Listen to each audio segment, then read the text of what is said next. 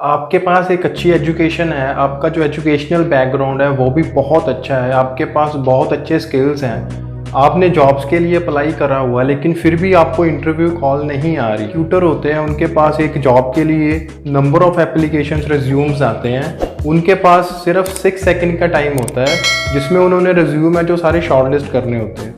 अगर आपका resume shortlist नहीं हुआ है, आपको इंटरव्यू कॉल नहीं आई है, तो दैट मीन्स आपका जो रिज्यूम है उसमें कुछ ना कुछ डेफिशिएंसी है। तो अगर आपका रिज्यूम एक well defined well written resume है तो डेफिनेटली आपका रिज्यूम है जो वो शॉर्टलिस्ट होगा और आपको इंटरव्यू के लिए कॉल डेफिनेटली आएगी। आज हम बात करेंगे कि इफेक्टिव रिज्यूम कैसे ड्राफ्ट किया जाता है, उसके क्या क्या एलिमेंट्स रहते हैं, उन एलिमेंट्स को कैसे एक स्पेसिफिक जॉब के लिए डिफाइंड करना होता है, हमारे जो रिज्यूम की है वो प्रेजेंटेशन कैसे रहेगी। तो लेट्स स्टार्ट दिस वीडियो। आज हम डिस्कस करेंगे फ्रेशर्स रिज्यूम, उन लोगों का जिन्होंने अभी अभी पास आउट करा है और जिनका कोई भी एक्सपीरियंस नहीं है और विदाउट एक्सपीरियंस उन्होंने किसी जॉब के लिए अप्लाई करना है। पहले हम समझेंगे basic structure of resume. Resume की बेसिक स्ट्रक्चर कौन सी होती है और उसके बेसिक एलिमेंट्स कौन कौन से होते हैं। सबसे पहला एलिमेंट आता है name, address and contact detail. Second आता है करियर ऑब्जेक्टिव।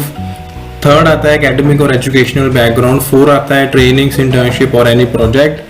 फिर आते हैं स्किल्स, उसके बाद आता है अचीवमेंट और लास्ट में आता है हमारा पर्सनल डोजियर। फर्स्ट एलिमेंट है name, address and contact detail. उसमें सबसे पहले क्या आएगा, कैंडिडेट का नेम वो विजिबल होना चाहिए। सेकंड आएगा प्रेजेंट एड्रेस, फिर आएगा वर्किंग मोबाइल नंबर, देन आएगा डिसेंट ईमेल आईडी। अभी मैं आपको दो फॉर्मेट दिखाऊंगा जिसमें आपको क्लियर होगा जो नेम है वो विजिबल कैसे होना चाहिए, वर्किंग मोबाइल नंबर और डिसेंट ईमेल आईडी कैसे मेंशन करनी है। जो फर्स्ट वाला है इसमें देखो जो कैंडिडेट का नेम है वो क्लियरली मेंशन्ड है along with present address, mobile number और ईमेल आईडी। जो ईमेल आईडी है that is a decent email ID. जो सेकंड फॉर्मेट है उसमें देखो जो कैंडिडेट का नेम है वो क्लियरली मेंशन नहीं हो रहा, हाईलाइट नहीं हो रहा, देन उसके बाद उसकी email ID that is totally irrelevant.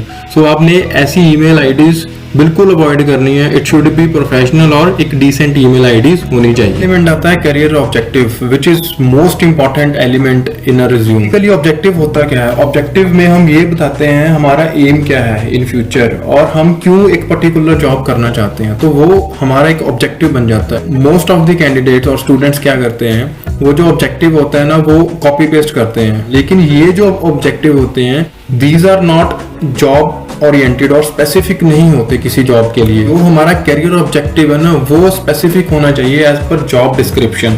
जो भी हम जॉब अप्लाई करने जा रहे हैं उस पर स्पेसिफिक होना चाहिए। फॉर एग्जांपल जैसे हमारे पास एक जॉब पोजीशन है डाटा एंट्री ऑपरेटर की और उन्होंने जो स्किल की रिक्वायरमेंट डिमांड करी है वो है फास्ट टाइपिंग होनी चाहिए और उसको MS ऑफिस आना चाहिए। तो रादर देन हम ऐसे स्टैंडर्ड ऑब्जेक्टिव उठा के अपने रिज्यूम में डालें, हमें क्या करना चाहिए, जॉब डिस्क्रिप्शन के अकॉर्डिंग अपना जो ऑब्जेक्टिव है, करियर ऑब्जेक्टिव है, उसको कस्टमाइज करना चाहिए। लाइक इसको हम ऐसे लिख सकते हैं, यू कैन सी इसमें क्या हो रहा है, ये जो हमारा ऑब्जेक्टिव है वो पर्टिकुलरली टारगेट कर रहा है जो जॉब की रिक्वायरमेंट है। तो अगर हम ऐसे लिखेंगे तो डेफिनेटली जो रिज्यूम में इसका इम्पैक्ट है वो बहुत ही ज्यादा बढ़ेगा। हमें समझना चाहिए हर किसी जॉब के लिए सेम ऑब्जेक्टिव जो होता है वो काम नहीं करता। नेक्स्ट एलिमेंट आता है एकेडमिक्स और एजुकेशनल बैकग्राउंड। जो रिक्रूटर होता है ना, जो फ्रेशर्स की प्रोफाइल होती है वो ज्यादा उनका फोकस रहता है उसका एकेडमिक रिकॉर्ड, उसका क्या स्कोरिंग रही है, भी हमारी क्वालिफिकेशन है ना वो सारी एक टेबुलर फॉर्म में होनी चाहिए। मतलब उसे एक टेबल बनाना चाहिए सो दैट जो रिक्रूटर है ना वो उसको बहुत ही कम टाइम में क्लियर हो जाए हमारी क्या क्या क्वालिफिकेशन है और हमारी स्कोरिंग क्या है। और ये जो स्टार्ट करते हैं हम लेटेस्ट टू प्रीवियस करते हैं। जैसे यू कैन सी इसमें क्या है, ऐसे एक टेबल फॉर्म में होनी चाहिए जिसमें हमारा लेटेस्ट टू प्रीवियस हमारी जो भी क्वालिफिकेशन है वो मेंशन होनी चाहिए, जिसमें हमारी university, college, year of passing और हमारी कितनी परसेंटेज रहती है। इवेंट आता है ट्रेनिंग्स, प्रोजेक्ट और इंटर्नशिप। तीनों में कुछ भी हो सकता है, कुछ भी लिख सकते हो आप। ये बेसिकली क्या होती है, किसी भी कैंडिडेट का ना उसका प्रैक्टिकल एक्सपोजर, उसने कितना प्रैक्टिकली उस फील्ड में काम कर रहा हुआ है इन टर्म ऑफ प्रोजेक्ट्स कर रहे हैं, कोई एकेडमिक प्रोजेक्ट्स, कहीं इंटर्नशिप करी हुई है, कहीं ट्रेनिंग करी हुई है, तो वो सारा हमने इस पर मेंशन करना होता है अलॉन्ग विद ड्यूरेशन, कितने टाइम में कर रहा है, पोजीशन किस रोल पे करा हुआ है, वो सारा हमने मेंशन करना होता है। जैसे फॉर एग्जांपल हमारे पास एक ट्रेनिंग का एलिमेंट है जिसपे लिखा हुआ है 10 डे ट्रेनिंग है TBC इन्फोटेक। सिंपली उन्होंने ये मेंशन कर दिया है अभी उन्होंने ये ट्रेनिंग अटेंड करी हुई थी, लेकिन इसको हम और वेल डिफाइंड फॉर्म में कैसे लिख सकते हैं, डिटेल्ड में लिखना होता है हमने। जैसे देखो नीचे लिखा हुआ है, उसमें लिखा हुआ है कहाँ पे ट्रेनिंग अटेंड करी है, किस पोजीशन पे करी हुई है, डाटा एंट्री है, ऑपरेटर, और कब करी हुई है, और उसकी ड्यूरेशन कितनी है 4 वीक्स, और उसमें उनकी रिस्पॉन्सिबिलिटी क्या क्या थी वो मेंशन करा हुआ है, और उसके बाद स्किल कौन सा यूज़ करा है उस ट्रेनिंग में। सो ऐसे आपने पूरा एक डिफाइंड फॉर्म में लिखना है अपनी ट्रेनिंग का। अगर कोई प्रोजेक्ट्स हैं उसको, अगर कहीं इंटर्नशिप करी है, वो सारा आपने डिटेल्ड लिखना है। एलिमेंट है स्किल्स।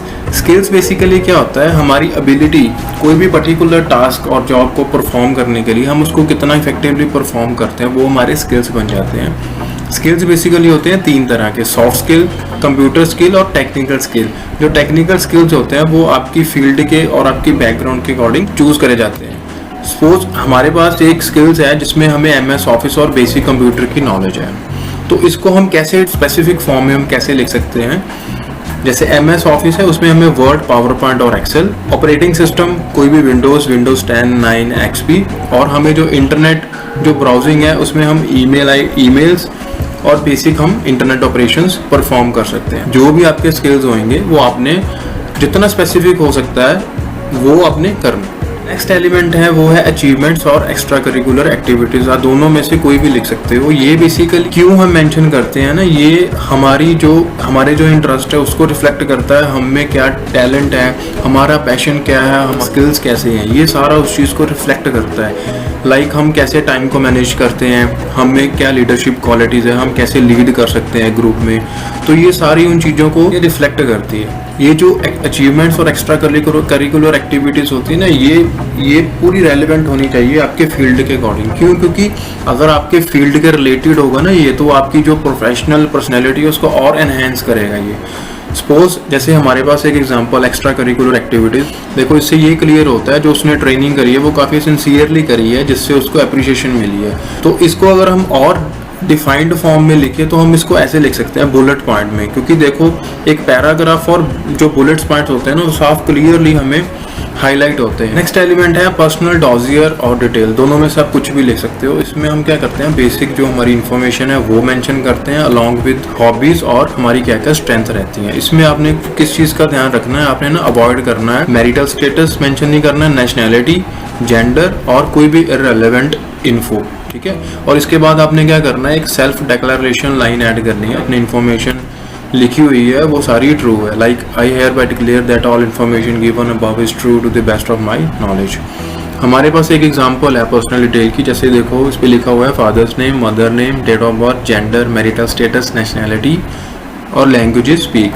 तो इसको हम कैसे एक वेल डिफाइंड फॉर्म में लिख सकते हैं और फिल्टर करके father's name, date of birth, language speak और देखो हॉबीज और स्ट्रेंथ लिखी हुई है। आपने एक चीज़ का ध्यान क्या रखना है, जो आपने हॉबीज और स्ट्रेंथ लिखी होनी चाहिए ना वो रेलेवेंट होनी चाहिए, कोई फेक नहीं होना चाहिए, क्योंकि रिक्रूटर है ना कई बार इस पे आपको क्रॉस क्वेश्चनिंग कर सकते हैं। लाइक जैसे आपने लिखा हुआ है रीडिंग, तो वो आपसे पूछ सकते हैं आप रीडिंग में क्या करते हो, कोई नॉवल पढ़ते हो, अगर लर्नर है तो वो पूछेंगे proof yourself you are good learner, तो आपको आपकी एक उसमें हिस्ट्री होनी चाहिए। सो मेक श्योर आप जब हॉबीज और स्ट्रेंथ लिखते हैं यू शुड बी ऑनेस्ट। सो वो पूरे 7 एलिमेंट्स कंप्लीट होने के बाद जो आपका रिज्यूम बनेगा वो लुक्स लाइक ऐसे बनेगा।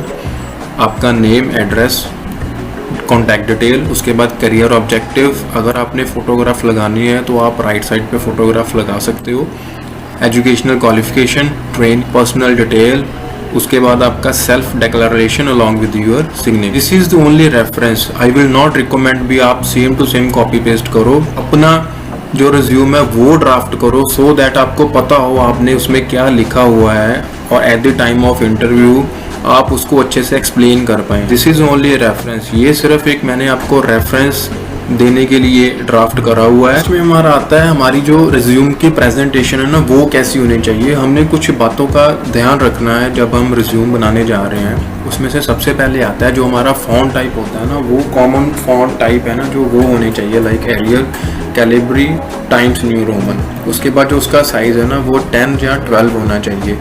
आपने जो पैराग्राफ है ना वो अवॉइड करना है, यूज़ बुलेट पॉइंट। उसके बाद कभी भी शॉर्ट टर्म और शॉर्ट वर्ड मत यूज़ करो उसमें, ADM, AMC। क्यों? क्योंकि हो सकता है हमें पता है इस चीज़ की, इसकी फुल फॉर्म क्या है, लेकिन रिक्रूटर को नहीं पता हो सकती, so that will create confusion. So आपने कभी भी शॉर्ट टर्म उस पर नहीं मेंशन करनी। हमेशा फुल टर्म लिखना है उसका। उसके बाद जो रिज्यूम की हैंडलिंग है ना वो प्रॉपर होनी चाहिए। मैंने काफ़ी रिज्यूम्स देखे हैं कैंडिडेट के जिन्होंने फोल्ड कर रहे होते हैं, so it should not be fold. Better है आप उसके एक फोल्डर में डाल के रखो। उसके बाद उसकी जो प्रिंटिंग क्वालिटी होनी चाहिए ना वो भी काफ़ी फाइन होनी चाहिए। जो आपका रिज्यूम है ना वो क्लियरली विजिबल होना चाहिए। एट द लास्ट को ये समझना चाहिए एक ही रिज्यूम सब जॉब के लिए एप्लीकेबल नहीं होता। डिफरेंट जॉब्स के लिए जो हमारा रिज्यूम है ना वो भी डिफरेंट होना चाहिए। So I hope now you got the idea आप अपने रिज्यूम को कैसे कस्टमाइज, कैसे इफेक्टिव बना सकते हो। अगर आप चाहते हो एक एक्सपीरियंस पर्सन की कैसे रिज्यूम ड्राफ्ट करते हैं उस पर एक वीडियो मैं बनाऊं तो प्लीज़ कमेंट जरूर करना। अगर आपको ये वीडियो अच्छी लगी हो तो please like, share and do comment. और हमारे चैनल को सब्सक्राइब जरूर करना सो दैट जो भी लेटेस्ट वीडियो आती रहे उसकी आपको नोटिफिकेशन मिलती रहे।